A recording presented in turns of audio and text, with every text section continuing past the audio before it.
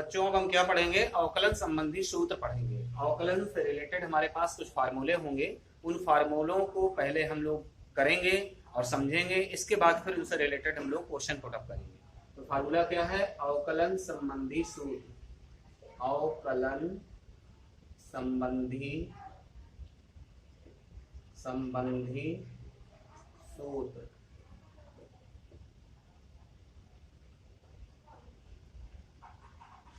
Formula related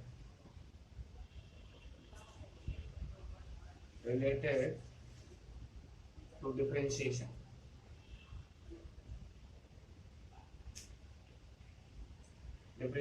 formula related to differentiation. Differentiation से संबंधित हमारे पास क्या होंगे, फार्मूले होंगे। ये फार्मूले हमको समझने हैं। सबसे पहला फार्मूला होता है, किसी भी कांस्टेंट नंबर का डिफरेंशिएशन क्या होता है बच्चों, जीरो होता है। किसी भी कांस्टेंट नंबर का डिफरेंशिएशन क्या होता है, जीरो। कांस्टेंट नंबर बोले तो क्या है, किसी भी, जैसे आपकी काउंटिंग है, पाई की वैल्यू है, अगर इनका हम डिफरेंशिएशन करते हैं तो वो जीरो होता है।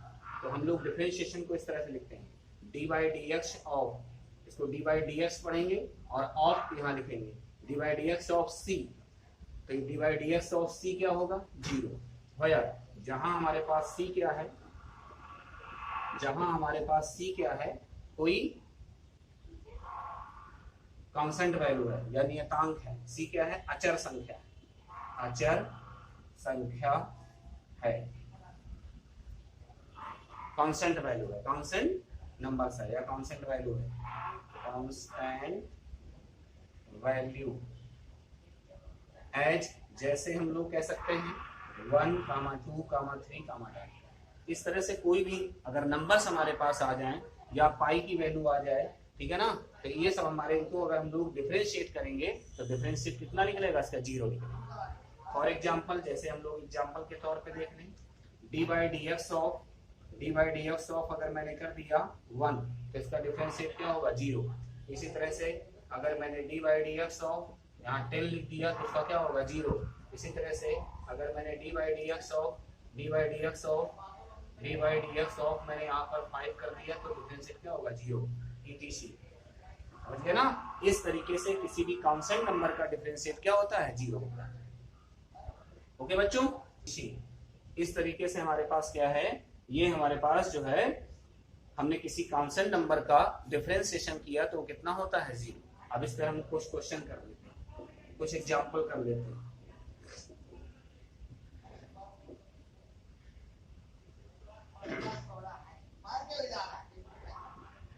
एग्जांपल फर्स्ट क्वेश्चन, एग्जांपल तो मैंने समझा दिया ना आपको, एग्जांपल समझा दिया। सेकंड फार्मूला, दूसरा मेरे पास फार्मूला क्या होगा, दूसरा फार्मूला है d by D x of x to the power n. N क्या है, कोई नंबर है, 1 2 3 4 5, इसकी जगह कुछ भी हो सकता है। एक्स हमारे पास क्या है, फंक्शन है। तो इस तरीके से अगर हमारे पास कोई चीज आ जाए तो इसका हमारे पास फार्मूला क्या होता है, इस एन को साइड में लिख लेते हैं, n into x to the power n minus 1।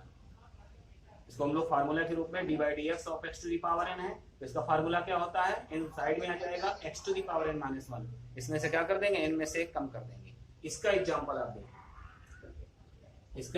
आप देखें, जैसे हमारे पास D by D x of कितना लिख दिया जाए, एक्स की पावर 4। इसको डिफरेंशिएट करना है तो क्या करेंगे, इसको हम लोग डिफरेंशिएट इस तरीके से कर लेंगे।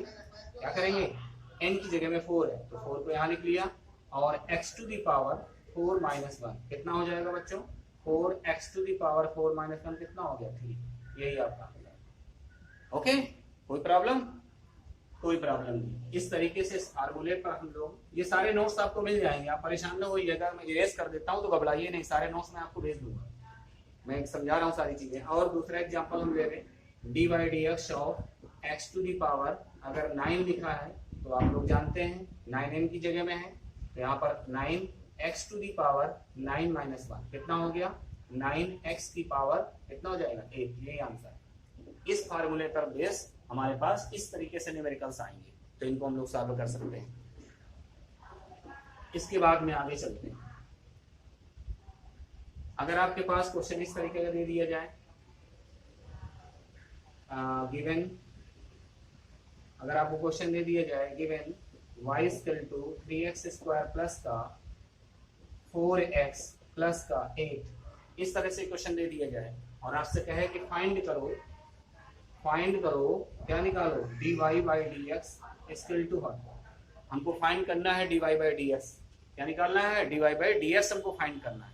तो फिर कैसे करेंगे इसको, बिल्कुल सिंपल है, क्वेश्चन समझ में आ गया। गिवन क्या है आपको, y दिया है। अब ये देखो जरा y किसका फंक्शन है, x का फंक्शन है, x का फंक्शन है तो x के रिस्पेक्ट में इसको डिफरेंशिएट करेंगे। अगर ये t का फंक्शन होता तो t के रिस्पेक्ट में इसको डिफरेंशिएट करते, अगर ये थीटा का फंक्शन होता तो थीटा के पदों में इसको डिफरेंशिएट करते। तो हमारे पास जो है क्या करेंगे, सॉल्यूशन जिस समय करेंगे हम लोग हल करेंगे इसको हल, तो हल करते समय क्या है आपको गिवन इक्वेशन लिख लेंगे, दिया हुआ समीकरण लिख लेंगे और इसको जो हम लोग डिफरेंशिएट करेंगे किसका फंक्शन है, y is the function of x, y x का फलन है इसलिए x के सापेक्ष अवकलन किया जाएगा। तो लैंग्वेज यहां लिखते हैं दोनों पक्षों का x के सापेक्ष अवकलन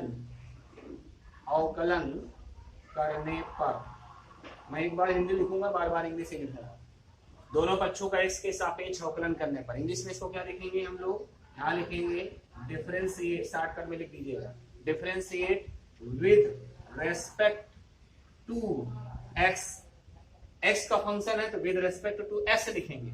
अगर यही t का फंक्शन होता तो विद रेस्पेक्ट टू t लिखते, अगर यही थीटा का फंक्शन होता तो विद रेस्पेक्ट टू थीटा लिखते। क्लियर हो गया ना। इस तरीके से x का फंक्शन है तो x के पदों में हमने डिफरेंशिएट किया है on the both side, on the both sides, दोनों पक्षों का x के सापेक्ष अवकलन करने पर। अब कैसे अवकलन करेंगे ये लैंग्वेज क्लियर हो गई। मैं बार बार ये वाली लैंग्वेज लिखूंगा, ये नहीं लिखूंगा, एक बार समझा दिया आपको। अब देखिए कैसे बच्चों डिफरेंशिएट करते हैं इसको, क्या लिखेंगे डी बाई डी एक्स ये लिखेंगे, लेकिन यहाँ पे चूंकि y है इसको लिखेंगे dy बाई डी एक्स, यह अवकलन हो गया। स्केल टू, यहाँ पर 3 कांस्टेंट वैल्यू है तो 3 को हम लोग बाहर ले लेते हैं, तो यहाँ 3 इंटू में d by D x of क्या लिखेंगे एक्स स्क्वायर, इसको पढ़ाना भी सीखो। कांस्टेंट वैल्यू सब बाहर होती जाएंगी और किसका हम लोग अवकलन करेंगे, फंक्शन का। x का फलन है तो x का करेंगे D by D x of x square plus 4 को अलग कर लीजिए और D by D x of x लिखेंगे ऐसे ही, फिर plus D by D x of 8 को लिखेंगे। अब चूंकि 8 का हमारे पास कोफिशिएंट गुणांक कितना है 1 है तो यहाँ 1 लिखे चाहे ना लिखेंगे। अब 8 क्या है, कांस्टेंट वैल्यू है। अभी मैंने बताया था जैसे c था, कोई काउंटिंग थी, गिनती थी, तो गिनती का अवकलन क्या होता है 0, उसका डिफरेंशिएशन क्या होता है 0। अभी चलते हैं तो यहाँ पर 3 इंटू, यहाँ पर क्या करेंगे x to the power n वाला फार्मूला लगाओ तो कितना हो जाएगा 2x की पावर 2 माइनस 1 प्लस 4 और यहाँ dx अपॉन dx है तो दोनों कट जाएंगे, कितना आ जाएगा 1 प्लस कांस्टेंट वैल्यू है, कांस्टेंट वैल्यू का डिफरेंशिएशन कितना होता है 0। इस तरीके से हमारे पास हो गया 6x की पावर 1 तो 1 लिखी नहीं जाती प्लस का 4, ये आपका आ जाएगा dy by D x of, ये आपका आंसर कहा था ना, फाइंड करना था हमको, क्या निकालना था dy बाई डी एक्स निकालना था। ये इक्वेशन दिया था dy बाई डी एक्स निकालना था तो ये आंसर आ गया। इस तरीके से हम लोग इसको डिफरेंशिएट करेंगे। चलिए एक क्वेश्चन और कर लेते हैं हम इसी तरह का। अगला क्वेश्चन हमारे पास है, अगर आपको गिवन है, क्या गिवन है, गिवन है y इक्वल टू 3x की पावर -2 और प्लस का 4x की पावर -1/2 और प्लस का आपके पास हो जाए 7। ये आप क्या करेंगे हम लोग इसको, फंक्शन किसका है x का है, या दूसरा फंक्शन ले लेता हूँ, चलो t का ले लेता हूँ, इसका ले लिया मैंने t का। अब मैं क्या करूंगा इसको differentiate with respect to t लिखूंगा, विद रेस्पेक्ट टू t मतलब t के सापेक्ष अवकलन करना पड़ेगा। तो differentiate on the both side, on the both side, दोनों पक्षों का t के सापेक्ष अवकलन करने का। तो t के सापेक्ष कराऊंगा तो dy बाई dt लिखूंगा, x नहीं लिखूंगा। जब अगर x फंक्शन होता तो x यहाँ लिखा जाता, dy by dt equal to में 3 into d by d t of t की पावर -2 प्लस का 4 into d by d t of t की पावर -1/2 और प्लस का d by d t of कितना हो जाएगा 7। चलिए बच्चों, यहाँ 3, यहाँ कितना आ जाएगा t की पावर -2 -1, सूत्र होता है n-1, n की जगह में कौन है -2, प्लस का 4 इंटू t की पावर -1/2 -1, और ये कितना हो जाएगा 0। ठीक है, इसका ऊपर देखिए, और तो यहाँ कितना हो जाएगा आपके पास 3, यहाँ पे थोड़ा गड़बड़ हो रहा है, ये तो मैंने n पहले नहीं लिखा, n साइड में लिखना चाहिए था, एक स्टेप गड़बड़ हो रहा।